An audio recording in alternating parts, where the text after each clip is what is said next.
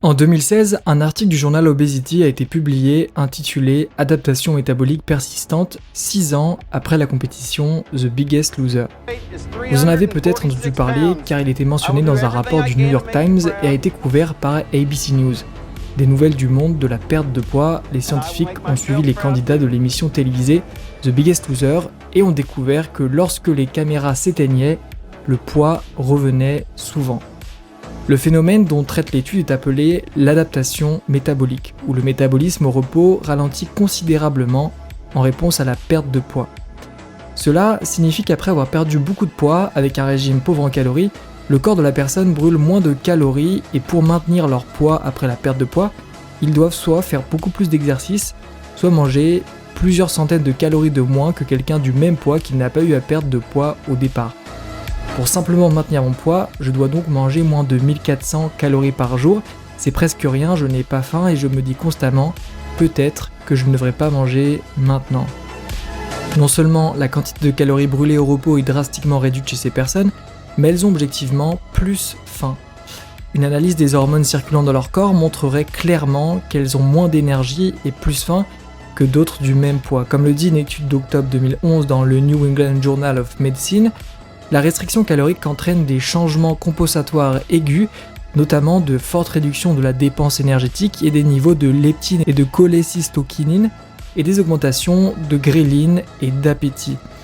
Moins de dépenses énergétiques vous rend plus léthargique, moins de cholécystokinine signifie plus de faim, moins de signalisation de la leptine signifie plus de faim, et plus de gréline signifie également que vous avez plus faim.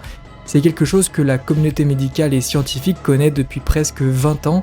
Si vous prenez deux individus pesant tous deux 100 kg, la personne qui a perdu du poids à 100 kg a un métabolisme plus lent, elle brûle moins de calories et elle a plus faim qu'une personne au même poids. Alors, que faisons-nous ?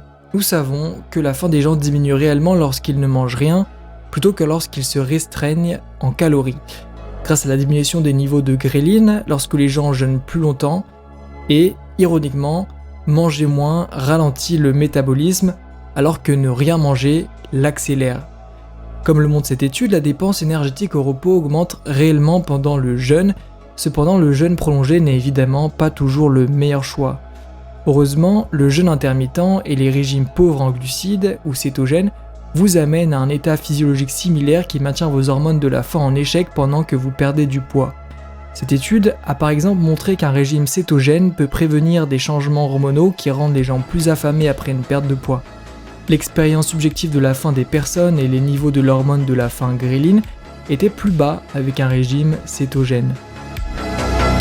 Ce type d'information révèle à quel point les hormones sont importantes pour une perte de poids efficace et durable. Par exemple, on sait depuis longtemps que l'hormone insuline favorise l'accumulation de graisse. Étant donné tout cela, pourquoi tant d'experts en santé et de personnes dans le monde médical sont-ils si concentrés sur les calories comme principal focus pour la perte de poids ? Pourquoi ne pas se concentrer sur la manière de manger, de façon à moduler vos hormones pour que vous stockiez moins de graisse, brûliez moins de graisse et ayez moins faim ? Cela pourrait être simplement une question de priorité. La plupart des historiens considéraient les années 1860 comme la naissance de la nutrition moderne. C'est à cette époque que des chercheurs allemands ont inventé les calorimètres, des dispositifs de la taille d'une pièce. Cela leur a permis de mesurer précisément combien d'énergie les humains ou les animaux dépensaient dans différentes situations. Les chercheurs en nutrition étaient très intéressés par les besoins des enfants, des soldats et des athlètes en termes de vitamines, de minéraux, de protéines et bien sûr de calories.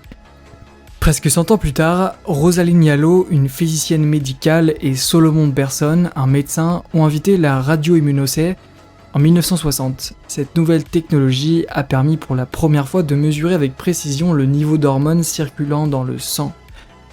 Mais à l'époque où cela a été inventé, l'approche de réduction de calories pour la perte de poids avait déjà fortement pris racine. Bien sûr, les lois de la thermodynamique ne peuvent pas être enfreintes. Mais pourquoi ne pas simplement manger d'une manière qui vous donne moins faim ? Et pourquoi recommanderait-on de réduire les calories alors qu'il est clairement démontré que cela vous rendra affamé et léthargique ? Eh bien, cela pourrait avoir quelque chose à voir avec le fait que les nutritionnistes avaient presque 100 ans d'avance pour penser au régime en termes de calories plutôt qu'en termes d'hormones. You look lonely.